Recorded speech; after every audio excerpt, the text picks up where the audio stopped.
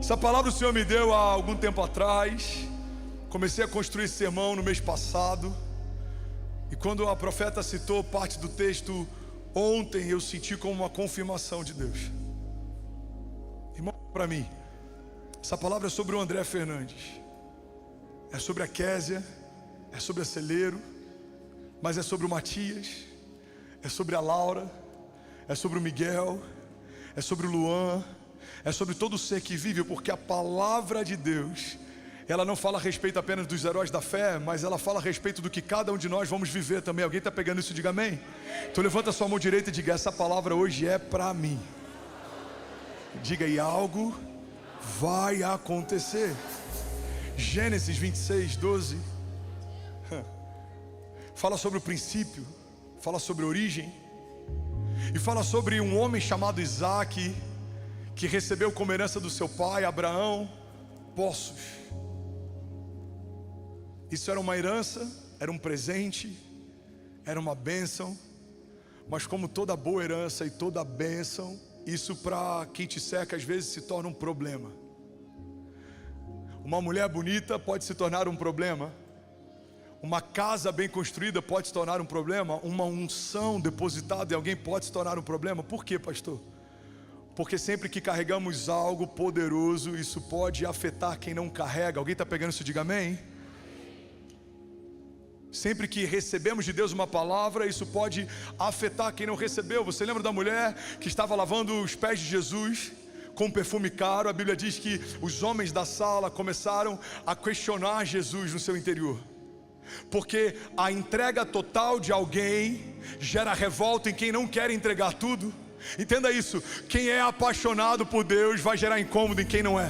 Quem está queimando vai gerar incômodo em quem não queima mais. Quem está servindo vai gerar incômodo em quem não quer servir. Eu não sei se foi só eu, mas talvez alguém aqui tenha vivido algo. Você começou a amar Jesus, servir na casa de Deus, e pessoas começaram a te questionar: por que você serve tanto? Por que você vai tanto? Por que todo domingo? Alguém viveu isso aqui? Levante as mãos. Por que isso acontece? Porque quando você começa a viver algo, isso denuncia quem não está vivendo. E naquela época, ter um poço, isso gerava cobiça, porque poço aberto com água fresca é uma garantia de sobrevivência e de vida. Alguém está pegando isso? Diga amém. Então deixa eu te levar para um lugar. Abraão morre, Isaac assume o legado e a herança do pai. Então os filisteus se apossam daquilo que havia sido feito pelo pai e dado para o filho. E é nesse lugar que Deus entra. Irmão, olha para mim.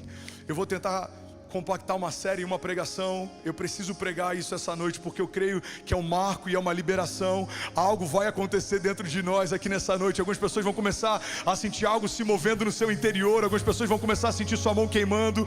Pessoas vão começar a ser tocadas. Eu creio que Deus vai começar a manifestar libertação nesse lugar. O Espírito de Deus vai fluir como ondas de poder nesse lugar. Haverá manifestação de dons. Pessoas vão voltar a sonhar. Pessoas vão voltar a queimar. Pessoas serão batizadas com novas línguas. Pessoas serão avivadas. Alguém toma posse em nome de Jesus, diga amém. Então deixa eu te levar para um lugar.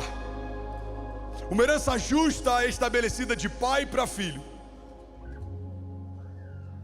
Ela é reivindicada pelos inimigos de Isaac e de Abraão, seu pai.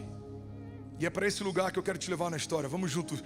Gênesis 26, 12 diz assim: e tornou Isaac e cavou os poços de água que tinham sido cavados nos dias de Abraão, seu pai, porque os filisteus os tinham entulhado depois da morte de Abraão. Até aqui, alguém pode dizer glória a Deus por essa palavra?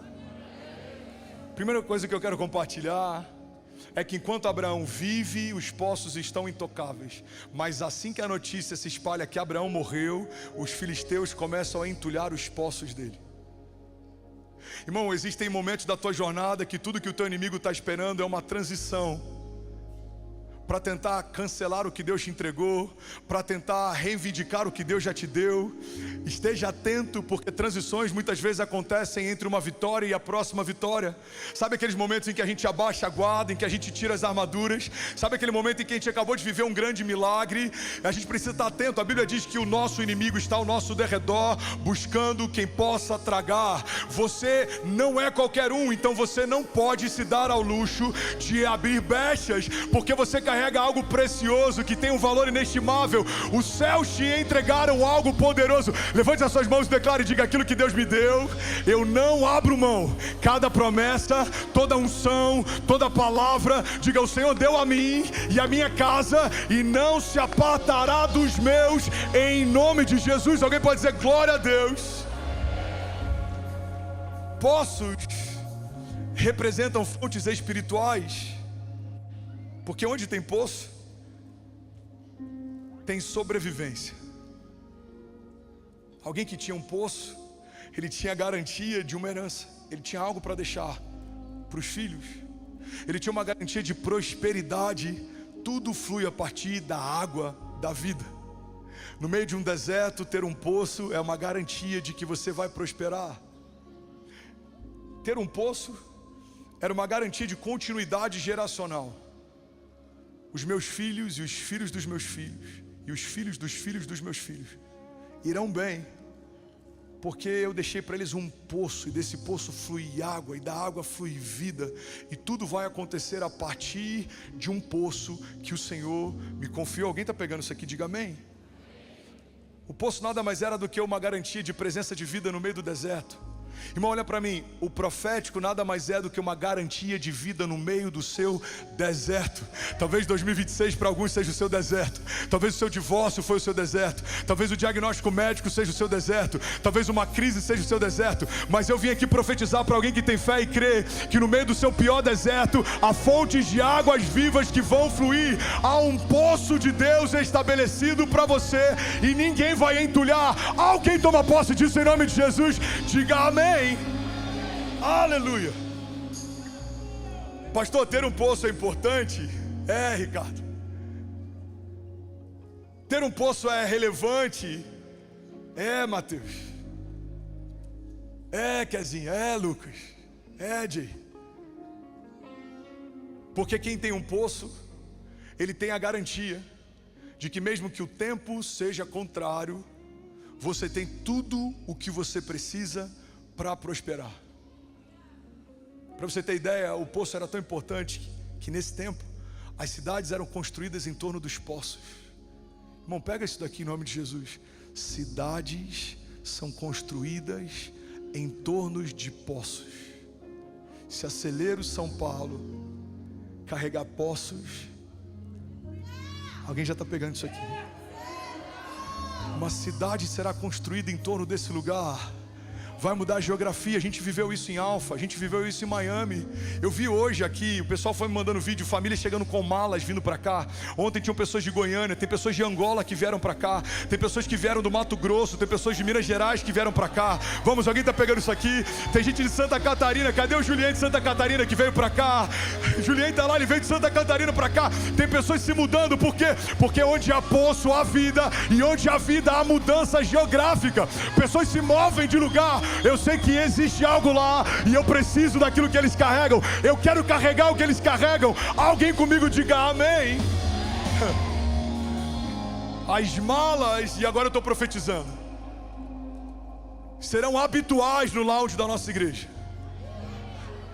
Deus não nos plantou na capital econômica da nação, a 20 minutos de um aeroporto, ao lado de um terminal de trem, à toa. Não, Deus nos colocou em um lugar estratégico de logística, para que a geografia não seja um problema. Pessoas se moverão de norte e sul. Vamos, alguém, de leste a oeste. O Brasil virá aqui, porque eles dirão: olha, aquele homem perfeito, aquela igreja não está pronta, aquele povo é maluco. Mas uma coisa eu sei: quando eles debaixo da unção do Senhor declaram assim diz o Senhor, algo acontece. Ontem recebemos uma família, um casal, e o menino se chama Miguel, tem 3 anos de idade, uma doença rara. Ele vai para o Peru a cada X meses para tomar uma medicação que está em estudo. O pai é militar. E eles colocaram essa criança no carro, com uma série de debilidades e desafios, e dirigiram até aqui porque eles falaram: eu creio que um toque de Deus pode sarar o meu filho.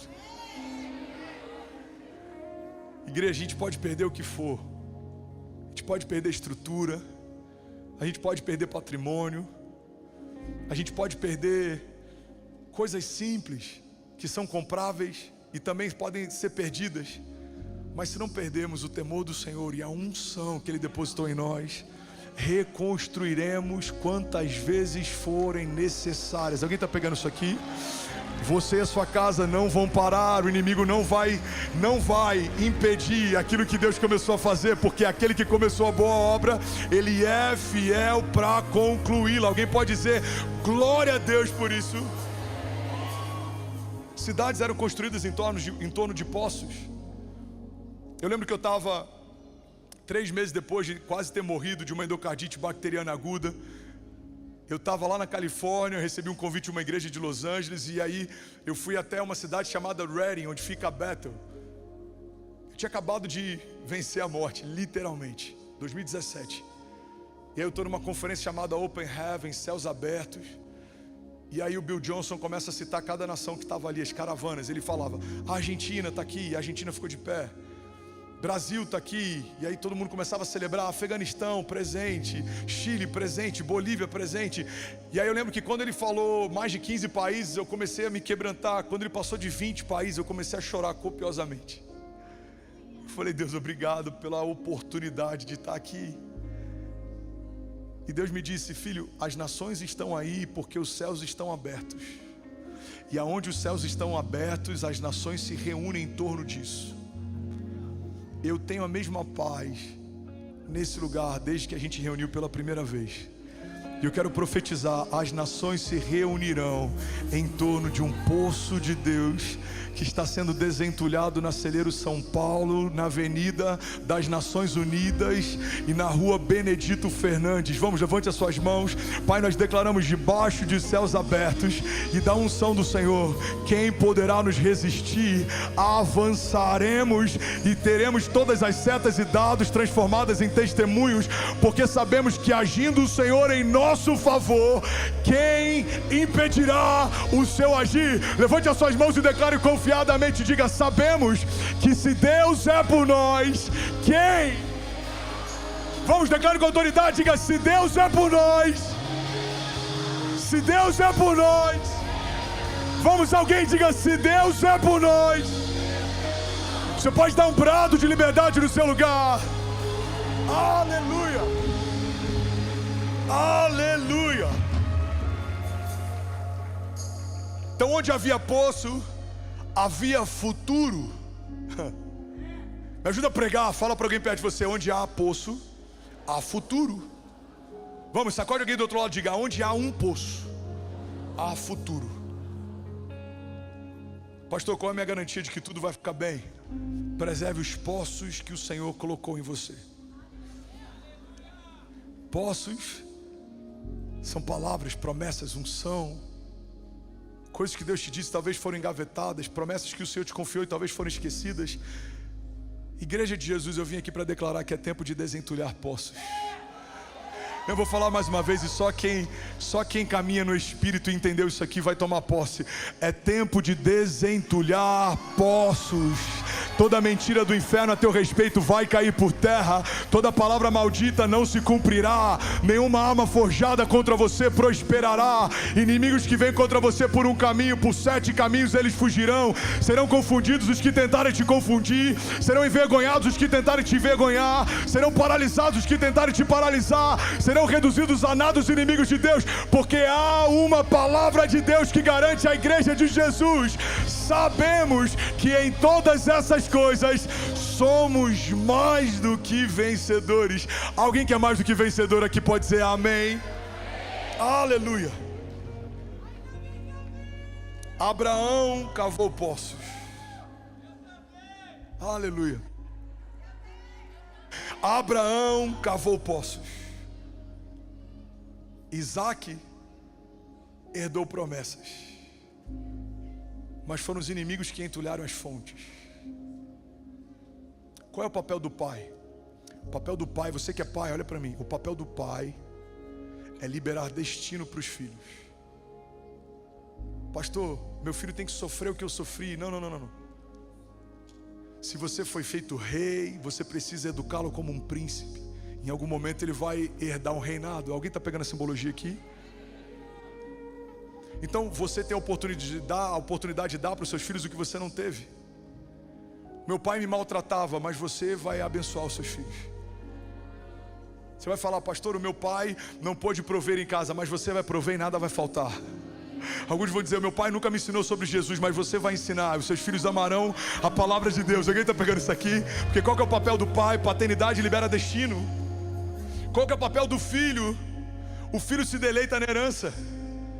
Tem uma cultura no Brasil que fala que o herdeiro é como se fosse algo ruim. Não, esse aqui é herdeiro. Não. Ser herdeiro é uma bênção. Tem muitos herdeiros que não vão bem porque não foram forjados para assumir o que foi construído pelos seus pais. Tem aquele provérbio oriental que diz que homens fortes criam tempos fáceis. Tempos fáceis criam homens fracos criam tempos difíceis. Por isso que muita gente vem do zero, constrói algo, e se os filhos não forem preparados para a realeza daquilo que o pai construiu, perderão tudo que foi construído pelo pai. Mas se ele foi preparado para isso, a herança é uma bênção. Irmão, olha para mim, se você não entende o que é herança, você não entendeu o que é graça. Graça não é um homem morrendo na cruz para salvar a si mesmo. Graça é entender que o Criador se entregou por mim, mesmo sem eu merecer. Isso é graça, é um favor imerecido. Deus me encontrou no meu dia mal. O André Fernandes era um lixo, ele estava perdido, mas o Senhor confiou a ele unção, deu a ele palavra, deu novas vestes, liberou o destino, e agora ele prega o evangelho e anuncia a salvação. Por quê?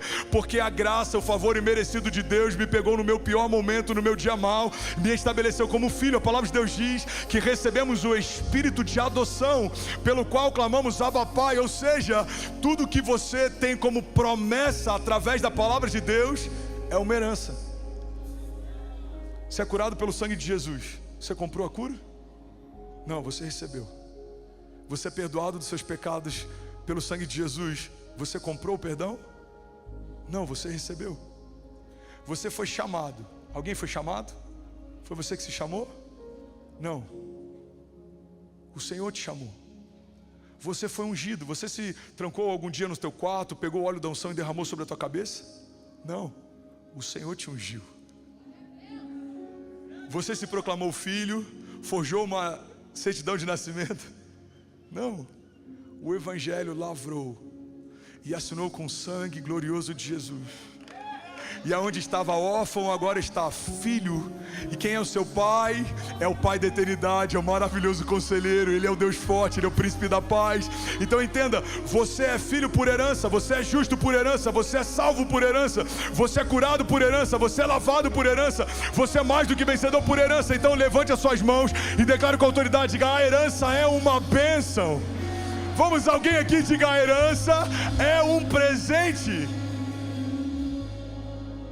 Então o pai Abraão, que inclusive é o pai da fé, cavou. Isaac recebeu.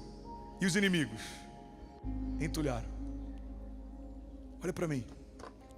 O problema da igreja é que muitas vezes a gente se senta e fica chorando porque os inimigos entulharam os nossos poços. Se eles entulharam, palmas para eles, estão fazendo um bom trabalho. Porque esse é o papel do inimigo: roubar, matar e destruir. Olha para mim, uma fé passiva não muda história, uma fé passiva não ressuscita mortos, uma fé passiva não altera geografia, economia, uma fé passiva ela não estabelece altares de adoração, uma fé passiva assiste mesmo crendo.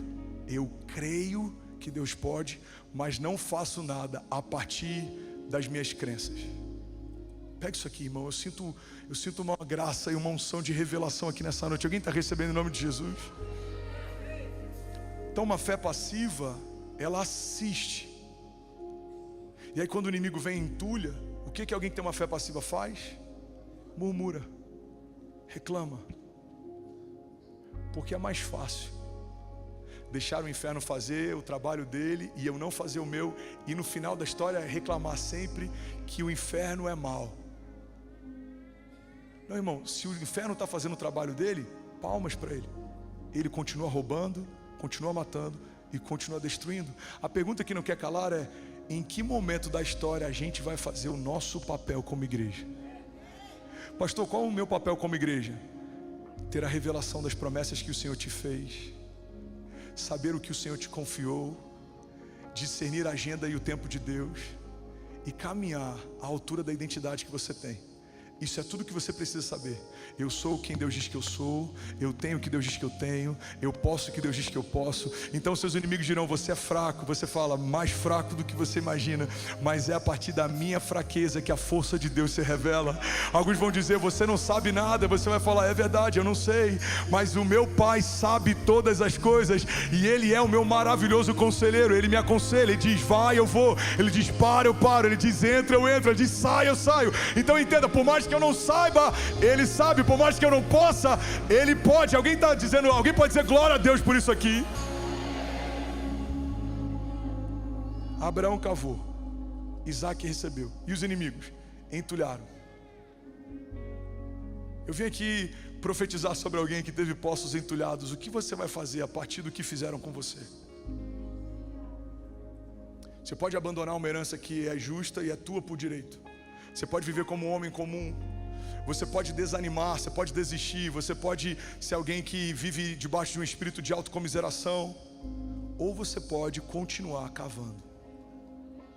Pega isso aqui em nome de Jesus, irmão. O inimigo não pode cancelar a tua promessa. Por isso que ele tenta impedir o teu fluir. Satanás não poderia chegar para o poço de Abraão e falar: esse poço não é mais poço. Ele não pode cancelar, mas ele pode entulhar para impedir o fluir. Você que está aqui talvez tenha parado de fluir em alguma área da tua vida. Entenda, por mais que talvez o fluir tenha paralisado, talvez você negociou santidade, talvez você desanimou na fé, talvez você se frustrou com uma liderança e isso roubou a tua alegria na igreja, talvez você fez algo que feriu a tua casa, feriu o teu casamento, talvez você desanimou por qualquer motivo. Eu vim aqui te lembrar, irmão, pode até ter entulhado os teus poços e pode até ter paralisado o fluir, mas ninguém pode desfazer o que Deus já fez sobre você. Há um poço entulhado dentro de você, e se você permitir, o Senhor está te chamando para desentulhar poços e caminhar à altura de palavras antigas. Alguém crê nisso? Levante as mãos e diga: eu creio. Vamos, celeiro, diga: eu creio. Não como quem crê e tem autoridade, diga: eu creio que é tempo de desentulhar poços. Você pode dar um brado de liberdade no seu lugar. Vamos, alguém aqui, pelo amor de Deus.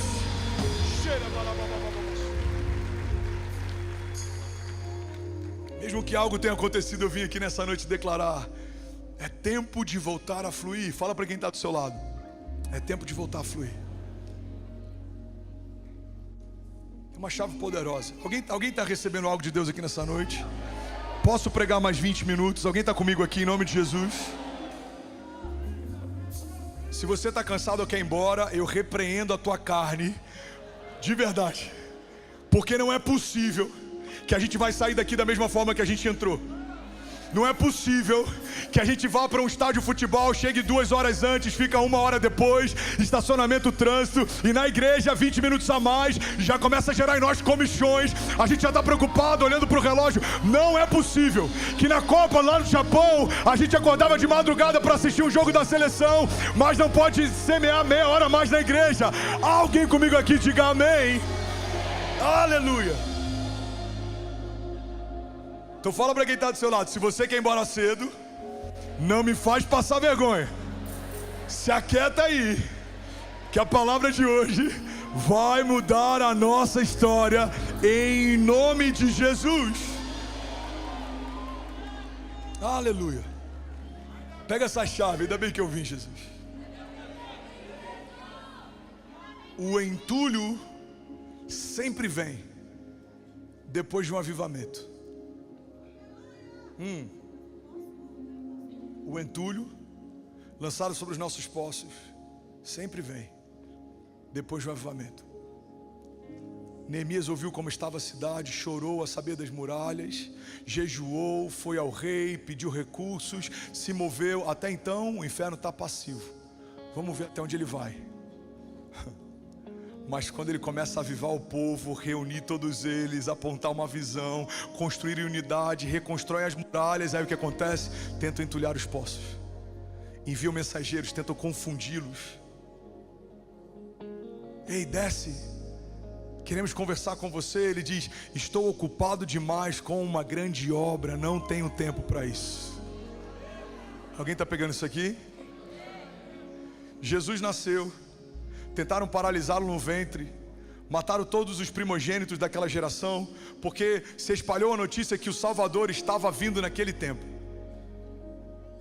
Depois que não conseguiram paralisá-lo, se esqueceram. Jesus cresceu 10 anos de idade, 15 anos, 20 anos, 30 anos, mas aí ele começa o ministério de milagres. E quando ele começa, o que acontece? Tenta entulhar os poços. Os homens se reúnem, os mestres da lei estão preocupados. A Bíblia diz que depois que ele ressuscita Lázaro, irmão, olha para mim, pega isso aqui. A Bíblia diz que depois que Jesus ressuscita Lázaro, eles se reúnem desesperados. Eles dizem: agora ele foi longe demais. Se a gente não paralisar ele, ele vai criar uma revolução. Precisamos pará-lo rápido. O entulho vem depois de um avivamento. Quando entulharam os poços de Abraão? Depois que Abraão morreu. Porque o inimigo espera momentos de transição para atacar heranças espirituais. É por isso que a gente tem que edificar a fé dos nossos filhos, porque enquanto estamos aqui, eles têm a gente para recorrer. Mas e quando não estivermos mais? O quanto os nossos filhos creem em Deus. Em momento de transições, é quando o ministério passa para outro, é quando um pai passa para filho. É nesse momento que muitas coisas elas são desestabilizadas, porque momentos de transição são momentos de ataque de heranças espirituais. O diabo não precisa matar o seu chamado, irmão. Ele só precisa enterrá-lo. O diabo não precisa e nem pode cancelar o meu chamado apostólico, mas ele se dedica todos os dias para enterrá-lo. O chamado não pode, o diabo ele não pode desfazer a aliança que você fez com a tua esposa, mas ele vai fazer todos os dias o que ele puder para tentar enterrar o teu casamento.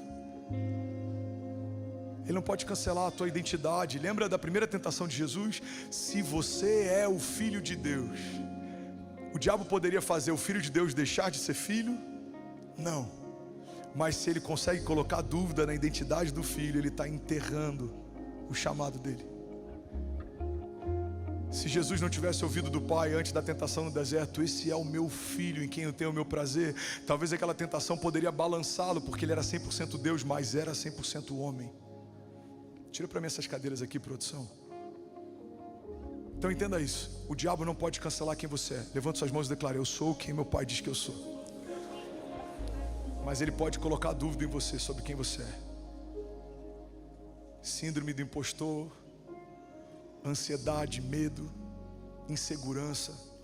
Quantas pessoas estão deixando de fluir porque uma condenação do passado ou uma falta de validação do presente? Eu queria me dedicar, mas as pessoas não me apoiam. Você tem um apoio daquele que fez os céus e a terra em 6 dias e descansou no 7º. Eu queria, pastor, fazer alguma coisa, o meu chamado, meu ministério, mas ninguém me vê. Meu irmão, ele vê como homem nenhum vê. Ele sabe o que homem nenhum sabe. Ele penetra o átrio do teu coração, ele conhece o teu íntimo. Então a gente precisa parar de usar como desculpa o que fazem, o que tentam, quem nos cerca, porque se Deus decidiu te levantar, o inferno pode até tentar te paralisar, mas ele não vai cancelar o que já foi estabelecido, porque aquilo que o céu chancela, a terra não cancela. Alguém pode dizer glória a Deus por isso? Então Deus está dizendo para alguém: filho, você precisa só voltar para o lugar que você me encontrou pela primeira vez. Hoje é noite de filhos voltarem para a casa do Pai. Hoje é noite de salvação. O temor do Senhor vai invadir essa casa. Na hora do apelo, pessoas vão se curvar diante dele. Vai ter gente se prostrando. Deus está dizendo até para alguns que ainda estão na casa: talvez você esteja na igreja há muito tempo, mas se você está como aquela dracma que se perdeu dentro de casa, Deus está dizendo: filho, volta para o lugar que você me encontrou na primeira vez. Volta para a origem. Volta para a simplicidade. Volta para o princípio da adoração. Porque entulhar os teus poços, isso é o que fizeram com você. Mas você vai desentulhá-los. Isso é o que você vai fazer com o que fizeram com você. Alguém toma posse disso? Diga amém. Outra chave poderosa é que todo poço, guardem esse nome de Jesus, todo poço restaurado, ele gera oposição. Pega isso aqui. Alguém está recebendo essa palavra? Todo poço restaurado gera oposição. Isaac restaura o primeiro poço. Vem comigo. Os filisteus ficaram sabendo, batalharam contra ele. Qual o nome que deram para esse poço? Eseque, que significa contenda. Isaac não parou na contenda, ele continuou cavando.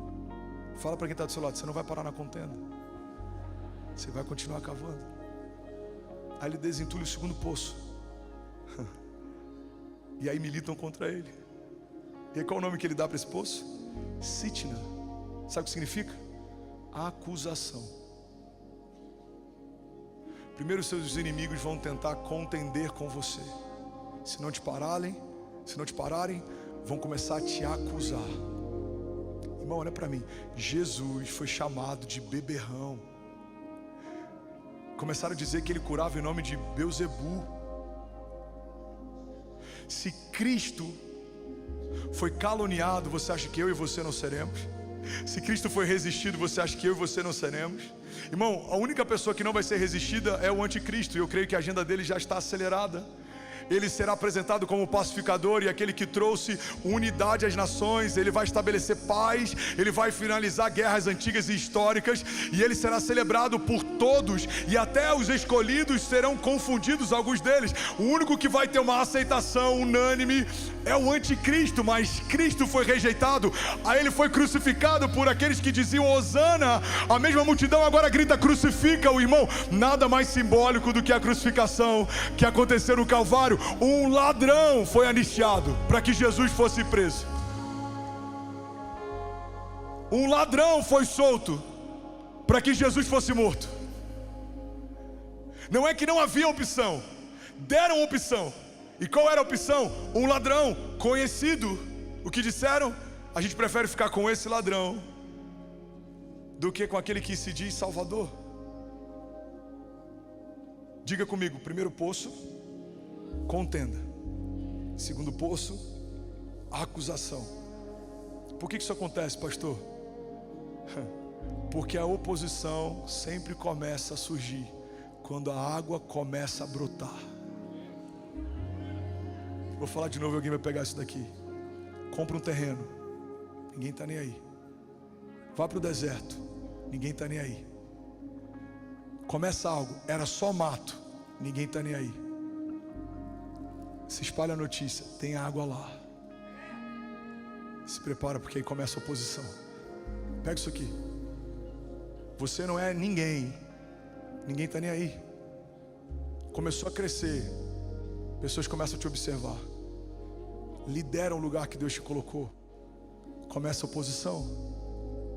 Irmão, a Bíblia diz que havia um cego de nascença. Fala comigo: nascença. Desde que ele nasceu, ele era cego. Ele não ficou, ele era. E a Bíblia diz que Jesus passa por ele. Alguém está recebendo no Espírito essa palavra aqui, em nome de Jesus? Eu literalmente estou me sentindo em casa. Eu sinto que existe algo poderoso sendo liberado aqui hoje. Aleluia. Aleluia. Se for para ele, você pode fazer melhor. Vamos, exalte ele. Time, vocês estão comigo? Alguém está recebendo algo aqui? Jesus. Nascemos para um tempo como esse. Eu acabei de voltar de Israel. Voltamos uma semana antes da guerra começar. E a gente viveu isso uma vez só. Embora seja comum em alguns lugares isso acontecer com mais frequência. Teve uma pessoa que passou pela gente no mercado árabe e cuspiu no chão. Tem pessoas que cospem quando vê cristãos. Existe toda essa questão lá. Você tem muçulmanos, cristãos, judeus. Mas na época de Jesus, naquela cultura, quando alguém tinha uma doença desde que nasceu, Ricardo, eles acreditavam que essa pessoa, ela era maldita. Então, prefeito, se tinha alguém que tinha uma doença desde que nasceu, eles diziam: esse homem é maldito. E o que eles faziam quando alguém maldito passava por eles? Eles cuspiam no chão.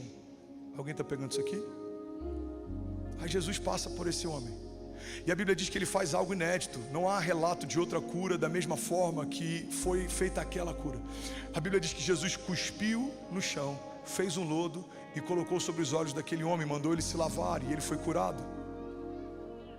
Por que Jesus fez dessa forma? Porque até aquele dia, todas as vezes que aquele homem cego ouvia o barulho de um cuspe, ele sabia: alguém está me lembrando que eu sou maldito, amaldiçoado.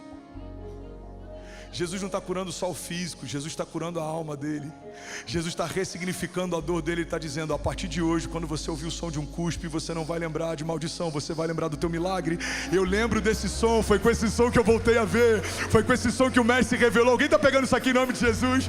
Eu lembro, eu não enxergava, eu ouvi esse barulho e eu falei: é mais alguém, é só mais um que está me amaldiçoando. Eu já estou acostumado, desde pequeno faziam isso. E aí Jesus então toca os olhos dele e ele é curado. E Jesus está dizendo: é a última vez que esse som representa para você o teu passado. A partir de hoje você vai lembrar disso como sendo a tua cura. Alguém pega isso em nome de Jesus? Agora, pastor, o que isso tem a ver? Eu vou te levar para um lugar. A Bíblia diz que depois que aquele milagre acontece, os religiosos abrem uma auditoria de milagres. Rafa, isso é loucura. A auditoria de milagres, pastor, a auditoria de milagres. Eles começam a falar: quem é esse homem? Chama ele. Aí perguntam: por que você foi curado assim? Ele falou: eu não sei. Por que ele fez isso? E aí tem a resposta dele que é simbólica. Ele diz: olha, quem ele é eu não sei, só sei de uma coisa: eu era cego, mas hoje eu vejo. E aí a minha Bíblia e a sua diz que mandam chamar os pais dele. Os pais dele, acuados, eles começam a falar: olha, eu não sei, ele é maior de idade. Pergunta para ele, irmão. Começam a ficar desesperados para entender o porquê que Jesus fez aquilo. Na verdade, a preocupação deles era: isso pode se tornar uma revolução. Entenda uma coisa: enquanto o homem cego estava cego, ninguém ligava para ele. Mas quando ele foi curado e começou a enxergar, até a auditoria de milagres estabeleceram para entender o que está acontecendo. Me ajuda a pregar, fala para quem está do seu lado. Tem gente que nem sabia quem você era, mas quando a água voltar a fluir, vai tentar se opor. Diga: mas maior é o que está em nós do que se levanta ao nosso redor. Vamos, alguém recebe isso em nome de Jesus? Vamos, levante as suas mãos e declare: diga: eu vou fluir sem resistência, sem culpa, sem medo, sem julgo, sem peso. Vamos, declare isso, diga: eu vou fluir segundo uma palavra de Deus, porque agindo Deus em nosso favor, quem impedirá o seu agir? Vamos, Celeiro São Paulo, você pode dar um brado de liberdade no seu lugar. Aleluia. Aleluia. Aleluia. Todo restaurado gera oposição. Por quê, pastor? Porque sempre que a água aparece, a oposição aparece. E por que a água é tão importante, pastor? Porque a água é vida. E onde há vida, há mudança. Muita vida, muita mudança. Naquele período onde havia vida, havia construção de cidades no entorno, ou seja, a economia era afetada a partir daquilo que estava acontecendo. Pessoas se moviam a partir daquilo que estava acontecendo. Eu quero profetizar isso sobre você. Irmão, você vai viver algo inédito debaixo da unção do Senhor, e coisas vão se mover sem que você faça força, porque a palavra de Deus diz que aqueles a quem Ele ama, Ele dá enquanto dormem. 2026 vai ser um ano de menos esforço e mais graça, menos suor e mais favor de Deus. Eu profetizo em nome de Jesus que aqueles que descansarem no favor de Deus serão surpreendidos por Ele. Declaro com autoridade que 2026 é o ano das surpresas e do favor de Deus, em nome de Jesus. Deixa eu correr aqui. Quem carrega a fonte se torna ameaça. Então você vai celebrar quando receber essa chave aqui. Pastor, quem carrega a fonte se torna ameaça? Se torna. Então entenda isso. Está preparado? Nem toda resistência significa que você está errado. Às vezes é só uma confirmação de que você achou água. Por que estão me resistindo, pastor? O que está acontecendo? Ele já sabe, você achou água. Eles já sabem, existe algo que está acontecendo. Você não é mais quem você era. Você não fala mais como você falava. Não, você está diferente. Você pensava pequeno, agora pensa grande. Você tinha uma mente cativa, agora está liberto. Não, você vivia reclamando, agora está construindo. Não, você estava paralisado, agora está fluindo. Você despertou. Ei, o inferno entendeu, alguém despertou. Alguém não está mais onde estava. Então não me procure mais no meu passado, eu não estou lá. Alguém não faz mais o que fazia. Vamos, alguém aqui em nome de Jesus. Aleluia. Então a resistência pode ser um indicativo, uma chancela. Algo aconteceu, Deus me entregou algo. O que significa o último poço que Isaac cava? O último poço é chamado de Reobote. Sabe o que significa Reobote? O Senhor nos abriu espaço e prosperaremos nessa terra. Não, eu vou falar de novo, alguém avivado vai tomar posse disso. Eu vou falar com esse lado, tem alguém queimando com Jesus aqui. Eu vou profetizar sobre alguém, levante as suas mãos. O Senhor nos abriu espaço e prosperaremos nessa terra. São Paulo, alguém que toma posse, levante as suas mãos, declare comigo, diga: o Senhor. Não, como quem crê, diga: o Senhor nos abriu espaço e prosperaremos nessa terra. Aonde prosperaremos, celeiro? Aonde prosperaremos, celeiro? Aonde prosperaremos, celeiro? Aleluia, você pode dar um brado de liberdade no seu lugar. Vamos, se for para Ele, você pode fazer melhor. Vamos, exalte a Ele, exalte a Ele. Levante suas mãos, declare com autoridade, diga: o Senhor nos abre o espaço e prosperaremos nessa terra. Irmão, entenda, isso é uma chave espiritual. Se quiser continuar de pé por alguns minutos, continue, pega isso. Primeiro vem a luta. Qual o primeiro estágio? Vem a luta. Primeiro vem a luta. E depois, pastor, depois vem a resistência. O inferno sabe, algo aconteceu, ele despertou, ela despertou, ela entendeu, ela já sabe, ela carrega algo, ele carrega algo, ele é diferente, ele foi ungido para esse tempo, ele não é mais um menino, ela não é mais uma menina, existe algo começando dentro deles. Vem a resistência. Resistiram a Abraão, resistiram a Moisés, Jesus. Resistiram José, foi vendido pelos irmãos porque tinha uma visão maior do que eles. Resistiram Daniel, não se prostrava diante de outros deuses. Resistiram Jesus, resistiram Paulo, foi levado à presença do imperador. Ele começa a falar a respeito do juízo, do pecado, da morte. Ele fala: olha, não quero mais ouvir, quando eu quiser. Em outras versões diz: quando for conveniente, te chamarei novamente para ouvi-lo. Resistiram a Pedro, Mateus, Lucas. Você acha que não vão resistir você? Você não é um homem comum, você é alguém que carrega um alvo. Você carrega um alvo nas costas. Esse alvo diz: ungido para, selado para, eleito para, formado para. Vamos, alguém.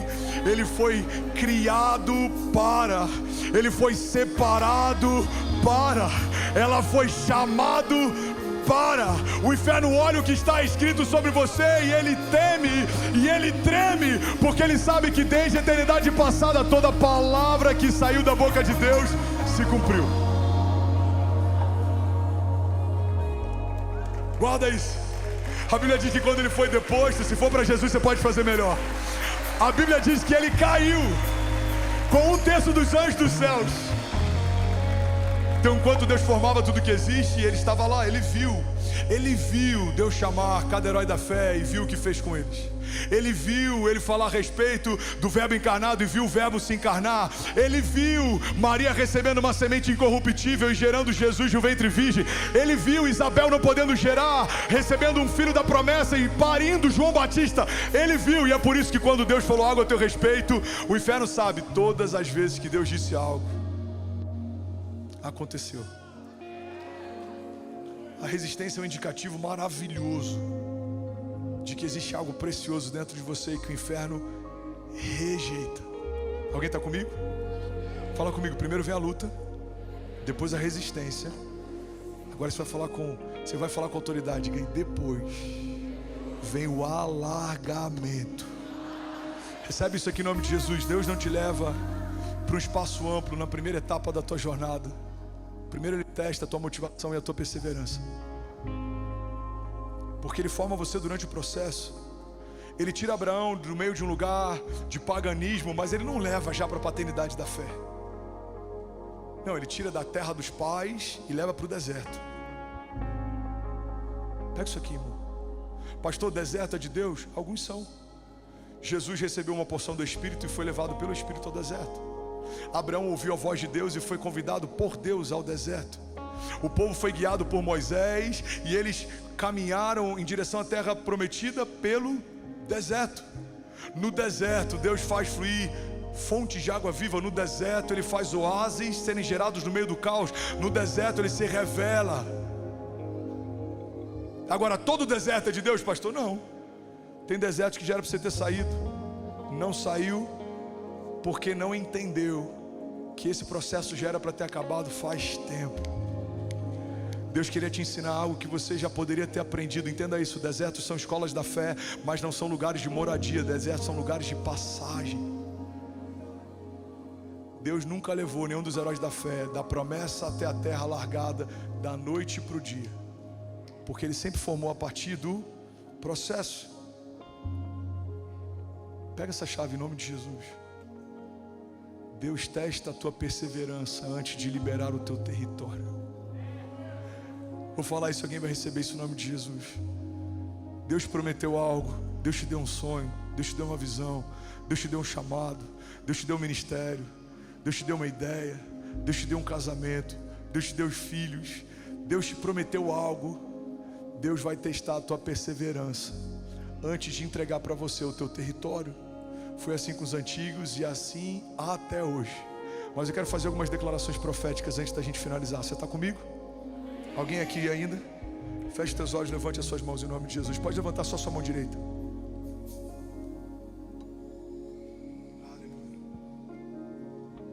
Feche teus olhos, levante a sua mão direita, declare com autoridade. Diga: eu vou desentulhar meus poços.